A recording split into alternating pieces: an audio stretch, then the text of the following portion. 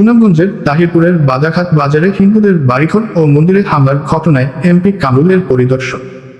সুনামগঞ্জ থেকে গৌরাঙ্গ বিশ্বাসের পাঠানো তথ্য ও ভিডিওচিত্রে সম্পাদক ও প্রকাশক মোহাম্মদ জাকির হোসেন মনুর প্রতিবেদনে দেখুন বিস্তারিত। সুনামগঞ্জের তাহিরপুর উপজেলার বাদাঘাট ইউনিয়নের বড়কাটি গ্রামের দীপ্ত রায়ের বসতবাড়ি ও মন্দির ভাঙচুর করার ঘটনাস্থল পরিদর্শন ও হিন্দু সম্প্রদায়ের লোকজনের সাথে মতবিনিময় সভা করেছেন সুনামগঞ্জ 1 আসনের মাননীয় সংসদ সদস্য জনাব কামরুজ্জামান কামরুল। শুক্রবার বড়কাটি গ্রামের হিন্দু সম্প্রদায়ের বাড়িঘরে হামলার ঘটনায় ক্ষতিগ্রস্ত বাড়িঘর ও লোকজনের সাথে মতবিনিময় করেন এমপি কামরুজ্জামান কামরুল। এ সময় উপস্থিত ছিলেন সুনামগঞ্জের পুলিশ সুপার জাকির হোসেন, উপজেলা নির্বাহী কর্মকর্তা মেহেদি হাসান মানিক, তাহিরপুর থানার ভারপ্রাপ্ত কর্মকর্তা ওসি আমিনুল ইসলাম, জেলা বিএনপি আহ্বায়ক কমিটির সদস্য ও জেলা হিন্দু বৌদ্ধ খ্রিস্টান কল্যাণ ফ্রন্টের আহ্বায়ক অশোক তালুকদার, উপজেলা বিএনপি আহ্বায়ক বাদল মিয়া, যুগ্ম আহ্বায়ক জুনাব আলী, মেহেদি হাসান, উজ্জ্বল সহ স্থানীয় বিএনপি নেতা কর্মী ও স্থানীয় গণ্যমান্য ব্যক্তি ও হিন্দু সম্প্রদায়ের লোকজন উপস্থিত ছিলেন। পরে এমপি কামরুজ্জামান কামরুল বাদাঘাট বাজার জামে মসজিদের সামনে আলেম ওলামা, ধর্মীয় নেতা ও ইমামদের সাথে আয়োজিত সভায় যোগ দেন। উল্লেখ্য, গত মঙ্গলবার 23 জুন দুপুরে দীপ্ত রায় সামাজিক যোগাযোগ মাধ্যম ফেসবুকে তার নিজের আইডি থেকে মহানবী হযরত মুহাম্মদ সাল্লাল্লাহু আলাইহি ওয়াসাল্লামকে কটূক্তি করে পোস্ট ও কমেন্টস করেন। এরপর তা সামাজিক যোগাযোগ মাধ্যমে ভাইরাল হয়ে যায়। পরে বিকাল 5:30টার দিকে উপজেলা বাদাঘাট বাজার থেকে অভিযুক্ত দীপ্ত রায়কে আটক করে তাহিরপুর থানা পুলিশ।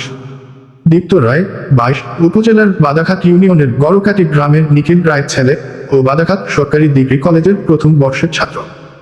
এদিকে ওই যুবকের ফাঁসির দাবিতে উত্তেজিত ছাত্র জনতা সহ সর্বমহলে বিক্ষোভ মিছিল ও প্রতিবাদ সভা করেন। মঙ্গলবার দিবাগত রাত 12:30টায় তার বিরুদ্ধে পেনাল কোড 295 তৎসহ সাইবার সুরক্ষা আইনের 26 ধারায় পুলিশ বাদী হয়ে মামলা দায়ের করেন। সকালে আদালতে পাঠানো হলে আদালত দীপ্তকে জেল হাজতে পাঠায়। আছে হিন্দু মুসলিম, আমরা যে তাদের বিয়েতে আমরা আসি, তাদের শ্রাদ্ধতে আসি, তাদের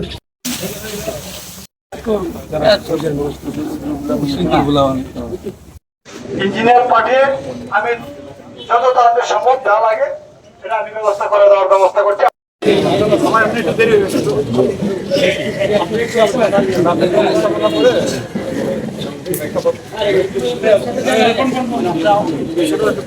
সংসদে থাকাকালীন আমার ফোন রিসিভ করে উনি তৎক্ষণাৎ এসপি মহোদয় বা ওসি মহোদয় যেখানে যেখানে কথা বলার উনি আমাকে বলছে যে এটা আমি খুব দ্রুত আমি দেখতেছি, আপনারা টেনশন করবেন না।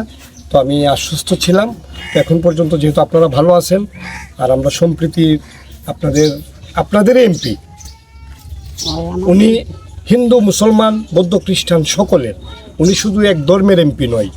ঢাকা থেকে আমাকে কথা বলেছেন, আমরা কিন্তু তাৎক্ষণিক এখানে পুলিশ ফোর্স মোতায়েন করে দিয়েছি, আমি নিজে এসেছি।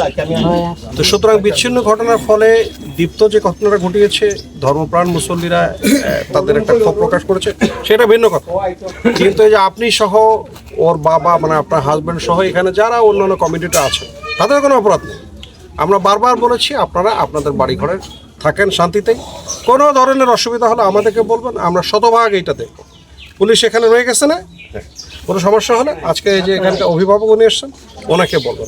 আছে হিন্দু মুসলিম, আমরা যে তাদের বিয়েতে আমরা আসি, তাদের শ্রাদ্ধতে আসি, তাদের কীর্তনে, তাদের পূজা পার্বণ সকল কিছুতে আমাদের কিন্তু নিমন্ত্রণ থাকে মুসলমানদের, এবং তাদেরও নিমন্ত্রণ থাকে। তো ওই যে এটা হঠাৎ করে কেমনে হইলো আসলে আমি নিজেও বুঝতে পারছি, এটা আমার চিন্তার বাইরে হয়েছে ঘটনাটা।